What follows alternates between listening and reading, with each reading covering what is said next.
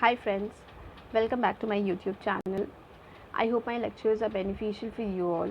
Please do share your feedback on my videos in the comment section. I'll try to cover the questionnaire of ICI questionnaire of all chapters of indirect taxes for November 20 exams as soon as possible. In my last video we had completed value of supply revision plus questionnaire. In this video we'll do tax invoice credit and debit notes revision plus questionnaire. This video is going to be very helpful, so please do watch it till the end. Now let's start the revision. First point is, who can issue a tax invoice?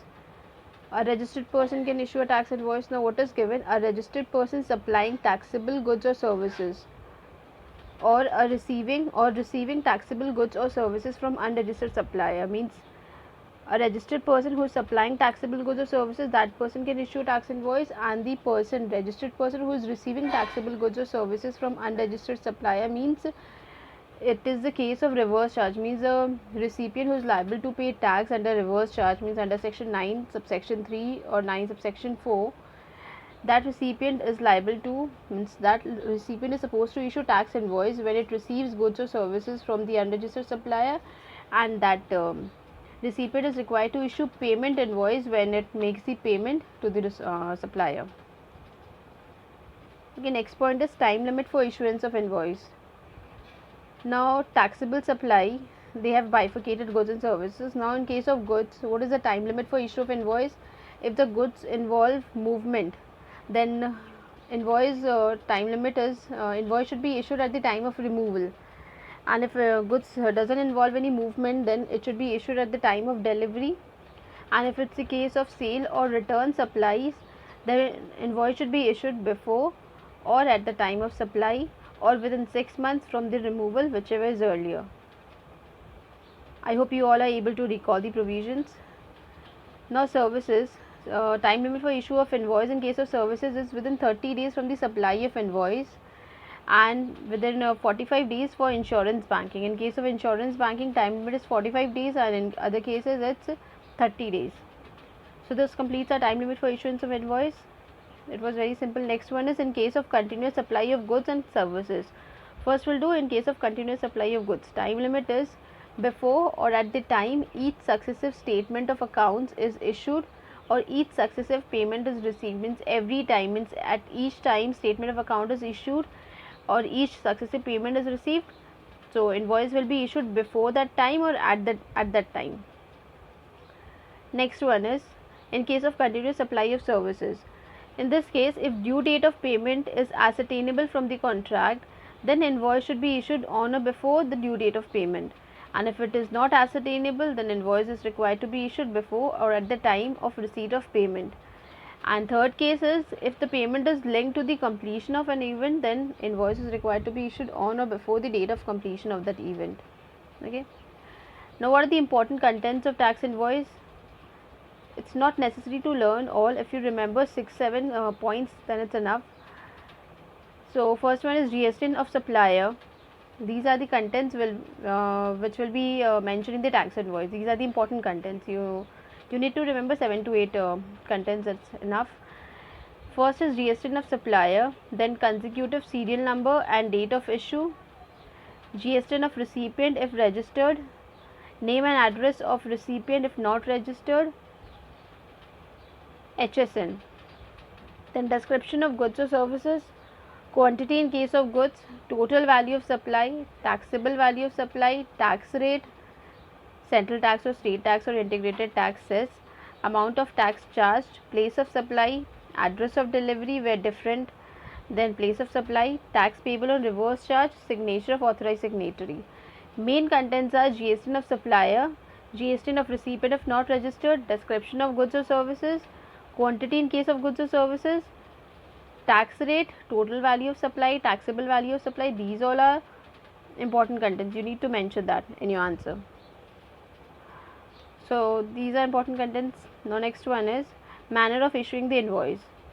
Now in case of supply of goods, there are triplicate invoice, 3 invoices are there. In case of supply of services, duplicate, 2 copies are there. So let's see triplicate copies in case of goods.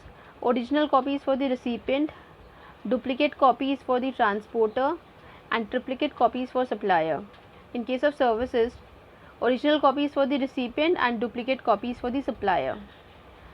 Now the serial number of invoices issued during a month or quarter shall be furnished electronically in form GSTR 1. The serial number of invoices, the invoices which are issued during the month or quarter, respective means monthly return or quarterly return, according to that they are saying. So the invoices which are issued during the month or quarter, the serial number of those invoices shall be issued electronically in form GSTR 1. Okay. Now next point is point number 5, revised tax invoice. When this concept arises, when the registered person has been granted registration with effect from a date earlier than the date of issuance of certificate of registration, then this case arises, revised tax invoice. So here let's read: revised tax invoices to be issued in respect of taxable supplies affected during this period between effective date of registration and date of issuance of certificate of registration. Suppose registration was granted or certificate of registration was issued on 15th October, and if the suppose effective date of registration was 5th October, so taxable supplies which are affected between 5th and 15th October, so the registered person is required to issue revised tax invoice for those supplies, for those taxable supplies between 5th and 15th October. Okay. Now see what are the provisions for consolidated tax invoice in this case. So what is given here: consolidated revised tax invoice may be issued in respect of taxable supplies made to an unregistered recipient during this period. During this period means during this 5th and 15th October, during this period if any supplies, taxable supplies made to an unregistered recipient, then no need to issue revised tax and means individual invoice, then consolidated revised tax invoice may be issued. Now but there is one exception: if the supply is interstate supply and if the value of supply exceeds 2,50,000, then consolidated tax invoice means consolidated revised tax invoice cannot be issued. See, in case of interstate supplies, consolidated revised tax invoice cannot be issued in respect of all unregistered recipients if a value of supply exceeds 2,50,000 during this period. Okay. Now next one is consolidated tax invoice. That was consolidated tax invoice in case of revised tax invoice. Okay. Now this is normal case when this consolidated tax invoice will be, this provision will be applied. See, when the value of supply is less than 200 and when the recipient is unregistered, and third condition is recipient doesn't require such invoice. This three conditions must be there: value of supply must be less than 200, and if the recipient is unregistered, and if the recipient doesn't require such invoice, then if three cumulative conditions are there, then tax invoice is not required to be issued. Instead, consolidated tax invoice can be issued. Okay, see what is given here: consolidated tax invoice shall be issued for such supplies at the close of each day in respect of all such supplies. Okay, at the close of each. Okay. Now next one is bill of supply. What is given here: when bill of supply can be issued?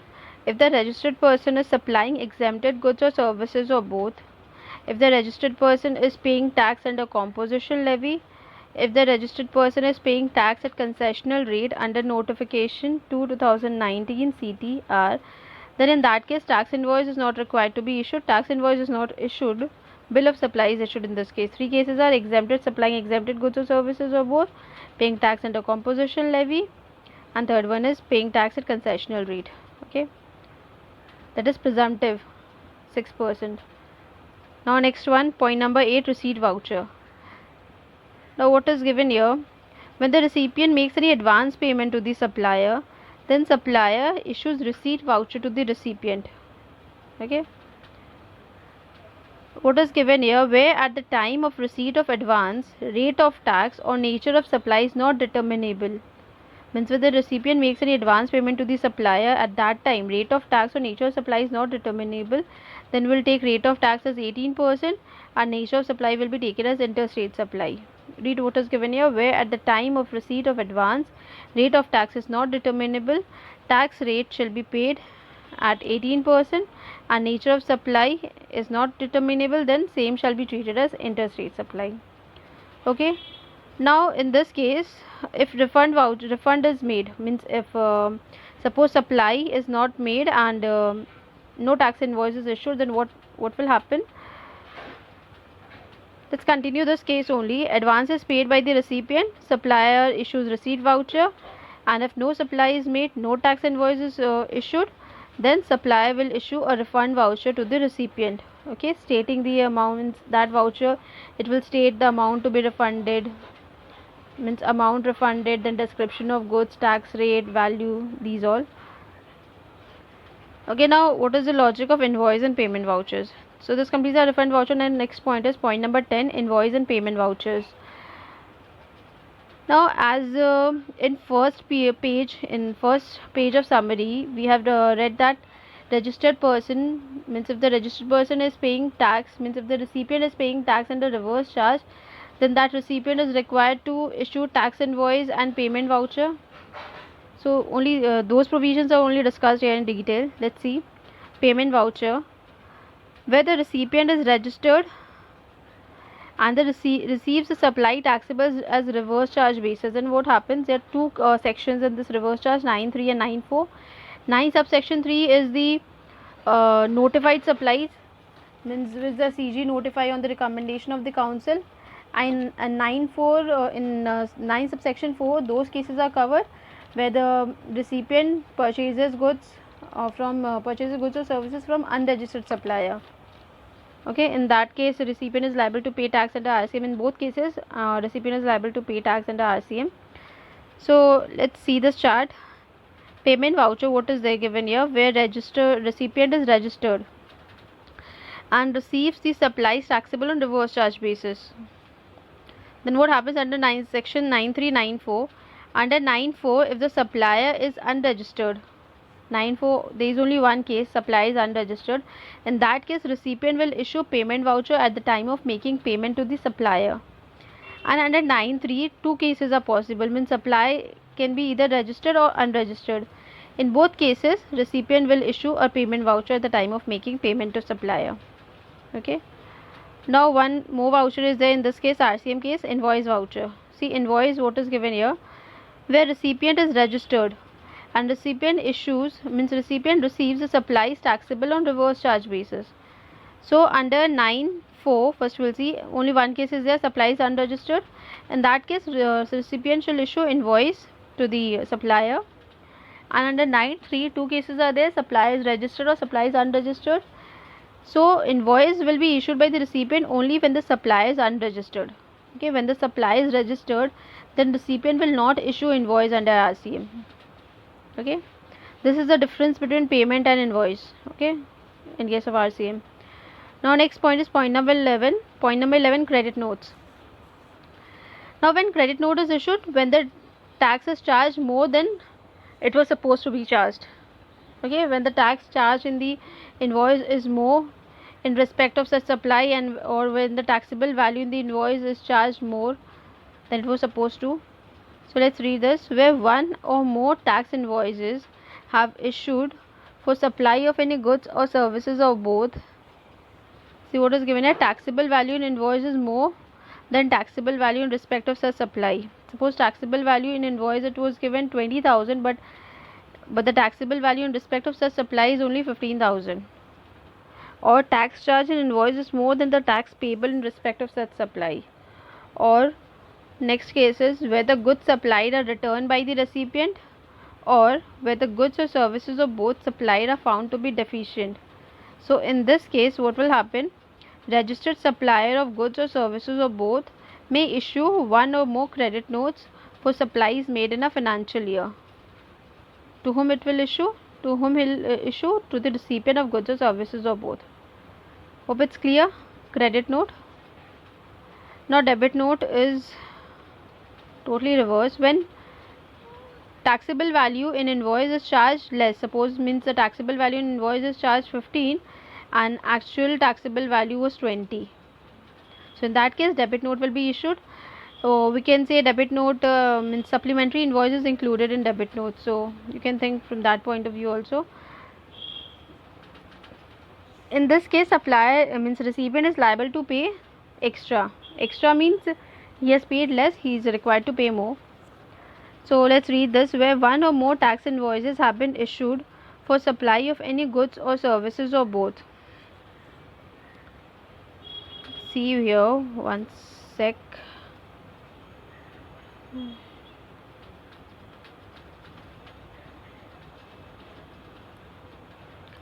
Okay.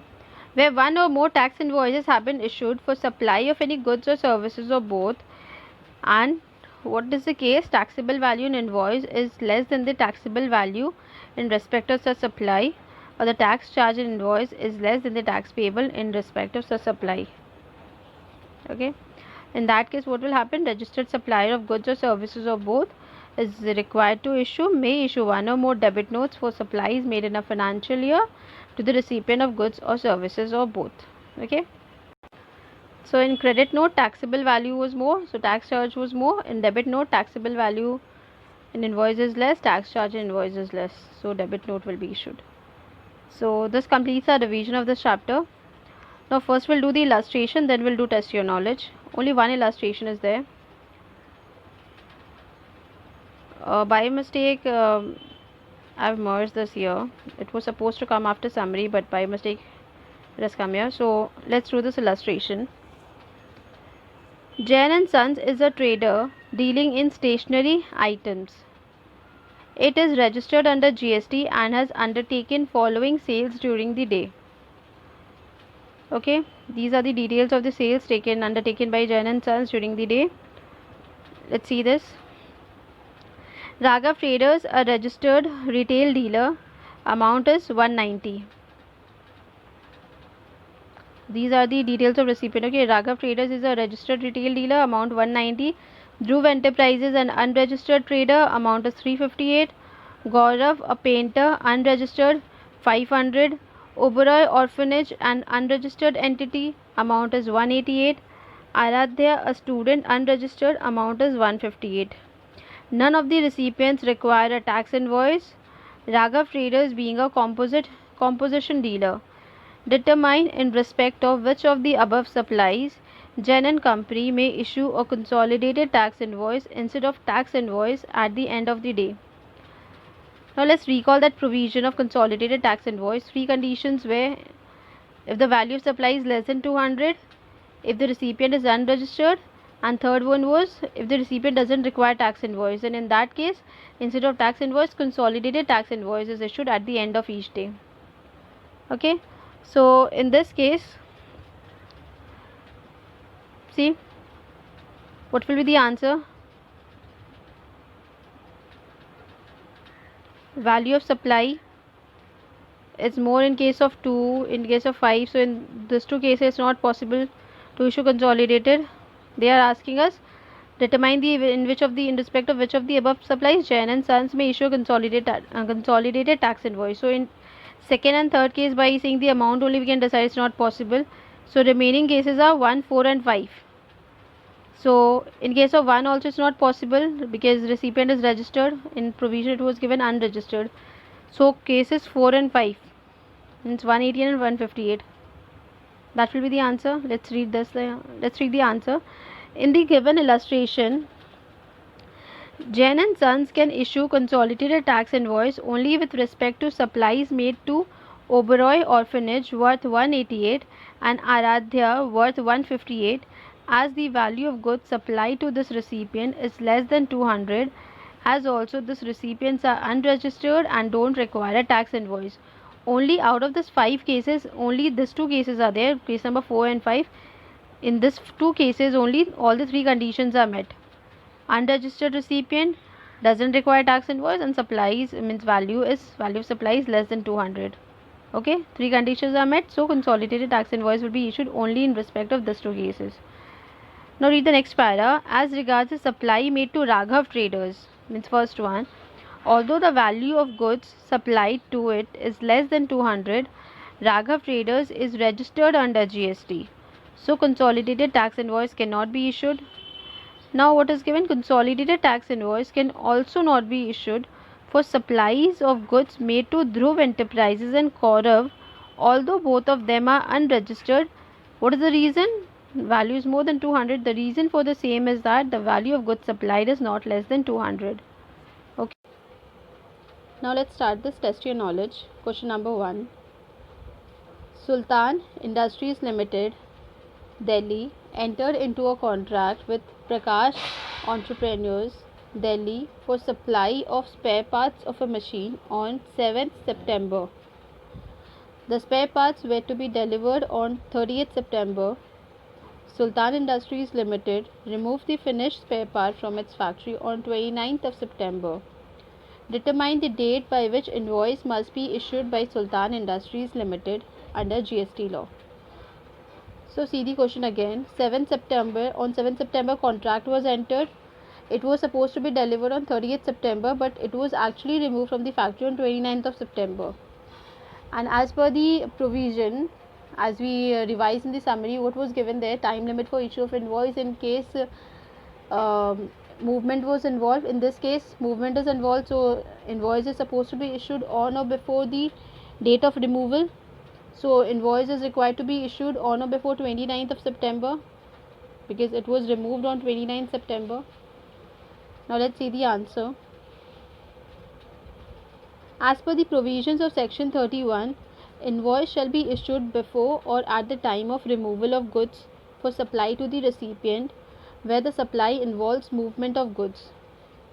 Accordingly, in the given case, the invoice must be issued on or before 29th September. Question number 2. MBM Caretakers, a registered person, provides the services of repair and maintenance of electrical appliances. On April 1, it has entered into an annual maintenance contract with P for its air conditioner and washing machine. As per the terms of contract, maintenance services will be provided on the first day of each quarter of the relevant financial year. I am repeating this again, first day of each quarter of the relevant financial year, and the payment for the same will also be due on the date on which service is rendered. Means date of rendering of service and date of provision of service, and this date of payment is same. During the year, it is provided the services on April 1, July 1, October 1 and January 1 in accordance with the terms of the contract. When should MBM Caretakers issue the invoice for the services rendered? Now this is a case of continuous supply of service. In case of continuous supply of service, when the due date of payment is known, then the time limit for issuance of invoice is on or before the due date of payment. So the date on which the service is supposed to be rendered is April 1, July 1, October 1 and January 1, that is first day of each quarter, and the payment is also due on these dates. So we can say that the payment means invoice is supposed to be issued on or before April 1, July 1, October 1 and January 1. I hope the question is clear. Now move towards the answer. Continuous supply of service means inter alia supply of any service which is provided or agreed to be provided continuously or on recurrent basis under a contract for a period exceeding 3 months with the periodic payment obligations. Okay. Therefore, the given situation is a case of continuous supply of services as repair and maintenance services have been provided by MBM Caretakers on a quarterly basis under a contract for a period of 1 year with the obligation for quarterly payment. In terms of section 31, in case of continuous supply of service where due date of payment is ascertainable from the contract, as in the given case, invoice shall be issued on or before the due date of payment. Therefore, in the given case, MBM Caretaker should issue quarterly invoices on or before April 1, July 1, October 1 and January 1. Okay. Quarterly invoices will be issued. So, question number 2 is done. Question number 3. The aggregate turnover of Sangri Services Limited, Delhi, exceeded 20 lakhs on 12th August. He applied for registration on 3rd September and was granted the registration certificate on 6th of September. You are required to advise Sangri Services Limited as to what is the effective date of registration in his case. It has also sought your advice regarding period for issuance of revised tax invoices. This determination of effective date of registration, this type of questions we have already done in registration chapter. Okay, let's do it again. He was liable for registration on 12th of August and he applied for registration on 3rd September. So as per the provision, if it applies for registration within 30 days from the date he becomes liable, then the effective date will be the date on which he was liable to get the registration. So he has applied for registration. As you can see that 12th August is the date when he was liable and he applied for registration on 3rd September. So he has applied within 30 days. So effective date of registration will be 12th of August. And second question they have asked us, sought your advice regarding period for issuance of revised tax invoice. So in this case, effective date of registration is 12th August. So between taxable supplies made between 12th August and 6th September. For those taxable supplies, supplier is required to issue revised tax invoices. Okay, and the revised tax invoice is supposed to be issued within 1 month of the date of grant of registration. Means it should be issued on or before 6th October. Let's see the answer. Question number means answer number 3. As per section 25 read with CGST rules 2017, when applicant submits application for registration within 30 days from the date he becomes liable to registration, effective date of registration is the date on which he becomes liable to registration. Since Sangri Services Limited's turnover exceeded 20 lakhs on 12th of August, it became liable to registration on same day. Further, it applied for registration within 30 days of so becoming liable to registration. The effective date of registration is the date on which he becomes liable to registration, that is 12th of August. As per section 31 read with CGST rules 2017, every registered person who has been granted registration with effect from a date earlier than the date of issuance of certificate of registration, means every registered person who has been granted registration with effect from a date earlier than the date of issuance of certificate of registration to him, he may issue a revised tax invoice. Revised tax invoice shall be issued within 1 month from the date of issuance of certificate of registration. Revised tax invoice shall be issued within 1 month from the date of issuance of registration in respect of taxable supplies affected during the period starting from the effective date of registration till the date of issuance of certificate of registration. Therefore, in the given case, Sangri Services Limited has to issue the revised tax invoice in respect of taxable supplies affected during the period starting from the effective date of registration, that is 12th August, till the date of issuance of certificate of registration, that is 6th September, within 1 month from the date of issuance of certificate of registration, that is on or before 6th October. Okay, hope it's clear. Now question number 4. Shyam Fabrics has opted for composition levy scheme in the current financial year. It has approached you for advice whether it is mandatory for it to issue a tax invoice. You are required to advise him regarding the same. As we all know that if a person has opted for composition levy, then that person is required to issue bill of supply and not tax invoice. Let's read the answer. Question number means answer number 4.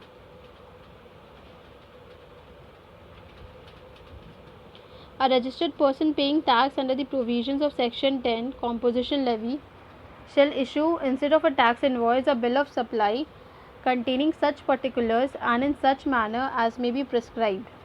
Section 31 subsection 3 clause C read with CGST rules 2017. Therefore, in the given case, Shyam Fabrics cannot issue tax invoice, instead it shall issue a bill of supply. Okay. Now question number 5.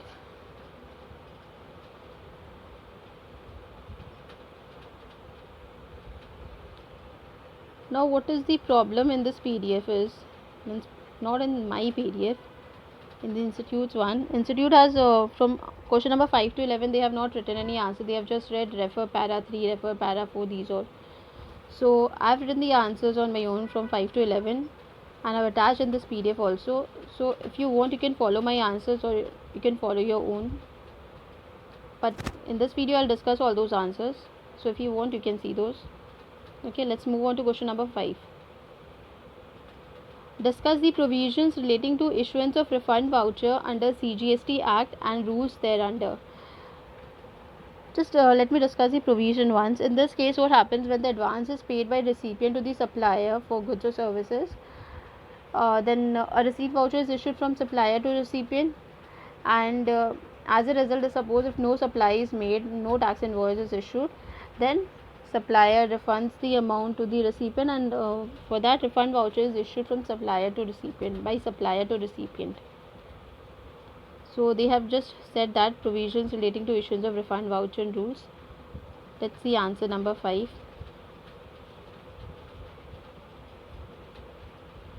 A registered person shall, on receipt of advance payment with respect to any supply of goods or services or both, issue a receipt voucher or any other document evidencing receipt of such payment. Refund voucher is to be issued by supplier to recipient if no supply is made and no tax invoice is issued, and advance is refunded to the recipient. Following details are to be mentioned in the refund voucher as per the GST rules. There are many other details also. I've just written the main ones. I've written 6 points and then I've written etc. If you want you can add more. Okay. First one is name, address and GSTN of the seller of goods or service provider. Date of issue of refund voucher, description of goods or services in respect of which refund is made, the amount of refund made, rate of tax under CGST, SGST or UTGST, IGST or cess, the amount of tax paid under CGST, SGST or UTGST, IGST or cess in respect of goods or services for which refund is made, etc. Now question number 6. Is a registered person liable to pay tax under reverse charge under section 9 subsection 3 of the CGST Act required to issue an invoice? Discuss the relevant provisions under CGST Act and the rules thereunder. This provision we have discussed in the summary portion, that the person who is liable to pay tax under RCM is required to issue invoice and payment voucher to the supplier. That provision only you have to write away.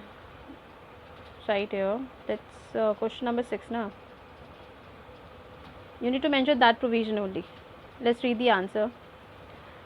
A registered person who is liable to pay tax under section 9(3) or 9(4), that is reverse charge, shall issue an invoice in respect of goods or services or both received by him from the supplier who is not registered on the date of receipt of goods or services or both, and registered person who is liable to pay tax under section 9(3) or 9(4) shall issue a payment voucher at the time of making payment to the supplier.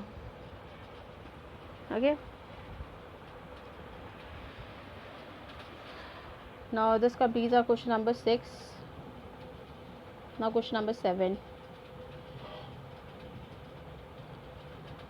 Discuss the provisions relating to issuance of credit and debit notes under CGST Act and rules thereunder. Credit and debit notes you all know. So I've written all the provisions relating to this credit and debit notes. Let's read once. Provisions relating to issuance of credit notes, section 34 subsection 1. Where one or more tax invoices have been issued for supply of any goods or services or both, and the taxable value in the tax invoice is found to exceed the taxable value in respect of such supply, or the tax charge in that tax invoice is found to exceed the tax payable in respect of such supply, or where the goods supplied are returned by the recipient, or where the goods or services or both supplied are found to be deficient, then what happens? The registered person who has supplied such goods or services or both may issue to the recipient one or more credit notes for supplies made in a financial year containing such particulars as may be prescribed. Now details of credit note to be given in return, section 34 subsection 2. Any registered person who issues a credit note in relation to a supply of goods or services or both shall declare the details of such credit note in the return for the month during which such credit note has been issued, but not later than September following the end of the financial year in which such supply was made, or the date of furnishing of the relevant annual return, whichever is earlier, and the tax payable shall be adjusted in such manner as may be prescribed.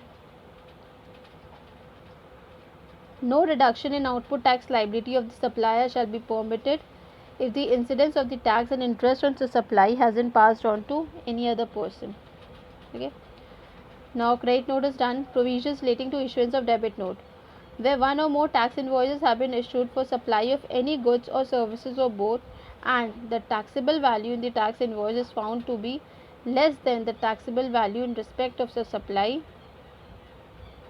the tax charge in the tax invoice is found to be less than the tax payable in respect of such supply, the registered person who has supplied such goods or services or both shall issue to the recipient one or more debit notes for supplies made in a financial year containing such particulars as may be prescribed.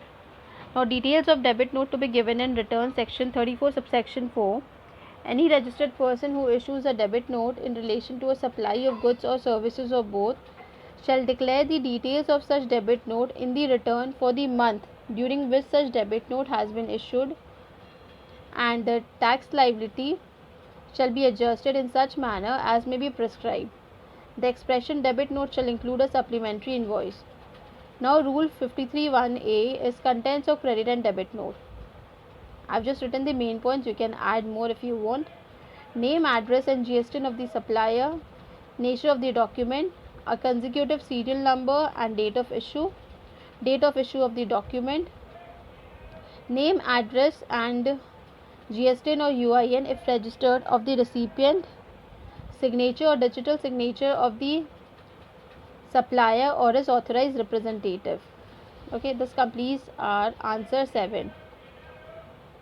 Now let's move on to question number 8. What is the time period within which invoice has to be issued for supply of services? It's very simple. For general services within 30 days, in case of banking and NBFC 45 days.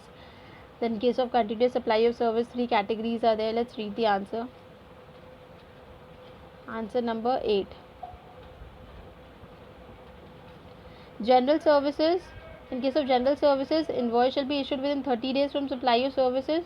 Insurance, banking company, financial institutions including NBFC, in that case invoice shall be issued within 45 days from supply of services. In case of cessation of supply, invoice shall be issued to the extent of the supply made before such cessation. Now, in case of continuous supply of services, if due date of payment is ascertainable from the contract, then invoice shall be issued on or before the due date of payment. If due date of payment is not so ascertainable from the contract, then invoice shall be issued before or at the time of receipt of payment. If the payment is linked to the completion of an event, then invoice shall be issued on or before the date of completion of that event. Okay, now question number 9. Question number 9 is, what is the time period within which invoice has to be issued in case of continuous supply of goods? And 10 number is, what is the time period within which invoice has to be issued in case of continuous supply of services? So no need to solve, means we will not solve question number 10 because continuous supply of services time limit we have already covered in question number 8 in case of supply of services. Okay, so we'll do question number 9, then we'll straight away move to question number 11. Now let's see the time period in case of continuous supply of goods. Answer number 9.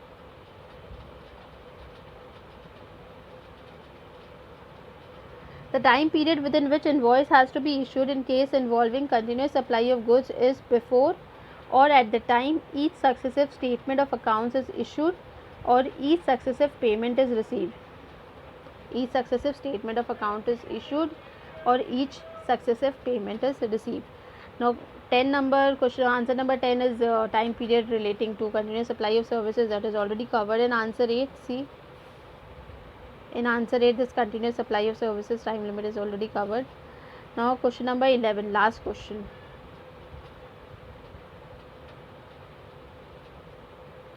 Question number 11 is, what is the time period within which invoice has to be issued whether goods being sent or taken on approval for sale? So the time period within which invoice has to be issued where the goods being sent or taken on approval for sale is before or at the time of supply or within 6 months from the removal. Okay, so that's it for this chapter. In this week I'll upload my next video also. I'm working on it, so stay tuned to my channel. Kindly like, share and subscribe my channel. Please don't forget to subscribe my channel and also press the bell icon for latest updates. November exams are not too far, so don't waste even a single minute. Every minute counts. You all can and you all will definitely achieve all what you want. So keep working hard every day. And one important announcement is that if anyone is willing to solve DD illustrations and exercises of ICS study mat for November 20 exams, then you can visit the link given in the description. That channel is also amazing. You can subscribe that channel for all the latest illustrations and exercises for your November 20 exams. And yeah, please wait for my next video. Till then, stay healthy, stay happy, be a real human being and spread lots and lots of love. Bye bye guys, take care.